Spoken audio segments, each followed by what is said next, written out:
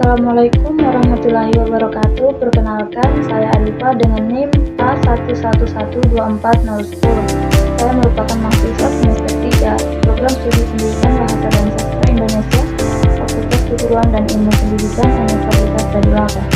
Sebelumnya, video ini saya buat untuk memenuhi tugas akhir semester pada mata kuliah Filsafat Pendidikan yang diangkut oleh Ibu dengan hormat saya sebutkan namanya, Ibu Nurhalifah SPD MPD.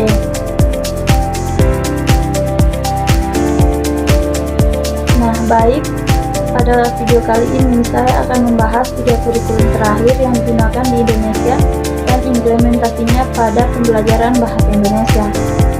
Baik, langsung saja masuk pada kurikulum yang pertama, yaitu kurikulum KTSP atau kurikulum 2006. Kurikulum ini adalah kurikulum operasional yang disusun sekolah secara mandiri berdasarkan standar nasional dan memberikan otonomi pada sekolah untuk mengembangkan silabus dan penilaian sesuai kondisi lokal dan fokus pada kompetensi siswa dan keterampilan berbahasa seperti menyimak, berbicara, membaca, dan menulis. Adapun implementasinya dalam pembelajaran bahasa Indonesia yaitu bertujuan untuk membangun komunikasi yang efektif, namun seringkali kendalanya di lapangan adalah guru kesulitan mengembangkan silabus yang inovatif, kurang menekankan praktik, komunikasi, dan terjadi pemotongan alokasi waktu sehingga siswa kurang terbiasa berpikir logis dan efektif dalam bahasa. Meskipun KTSP ini sudah digantikan oleh kurikulum yang lebih baru. Yang kedua yaitu kurikulum K13. Nah, kurikulum K13 adalah kurikulum nasional Indonesia yang berfokus pada pengembangan karakter dan kompetensi siswa secara terpadu, seperti keterampilan seperti sikap, keterampilan, dan pengetahuan untuk menghasilkan insan Indonesia yang produktif, kreatif, dan berkarakter.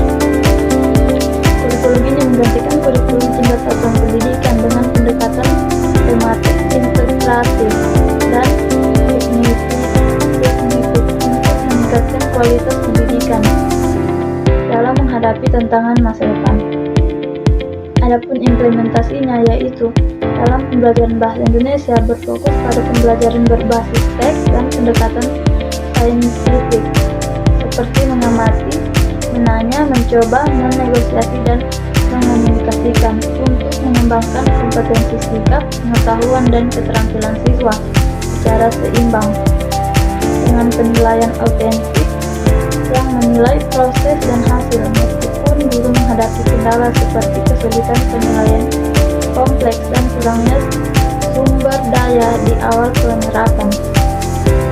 Tujuannya adalah agar siswa mampu berkomunikasi efektif, berpikir kritis, dan memecahkan masalah melalui teks dan konteks sosial budaya.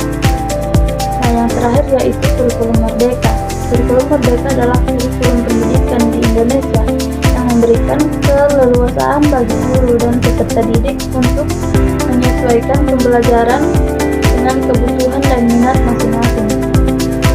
Kurikulum ini lebih fokus pada pengetahuan kompetensi dan karakter esensial seperti literasi, numerasi, dan karakter Pancasila. Melalui konten yang lebih mendalam, pembelajaran berbasis proyek serta struktur yang lebih fleksibel.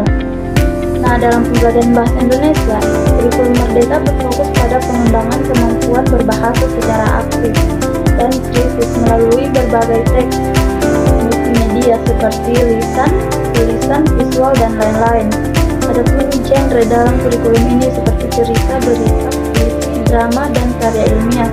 Tujuannya adalah untuk membentuk peserta didik yang cakap, berkarakter, bergotong royong, dan mandiri serta menumbuhkan apresiasi terhadap bahasa Indonesia dan budaya Indonesia.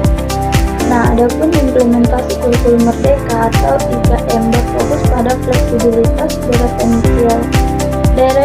diferensiasi, dan pengembangan karakter melalui proyek penguatan profil pelajar Pancasila atau P5 dengan guru yang berperan sebagai fasilitator dan mengadopsi pembelajaran berbasis proyek nyata yang disesuaikan dengan kebutuhan siswa dalam konteks lokal, didukung oleh perangkat ajar dari platform Merdeka Belajar serta asesmen holistik yang menilai proses dan hasil belajar siswa.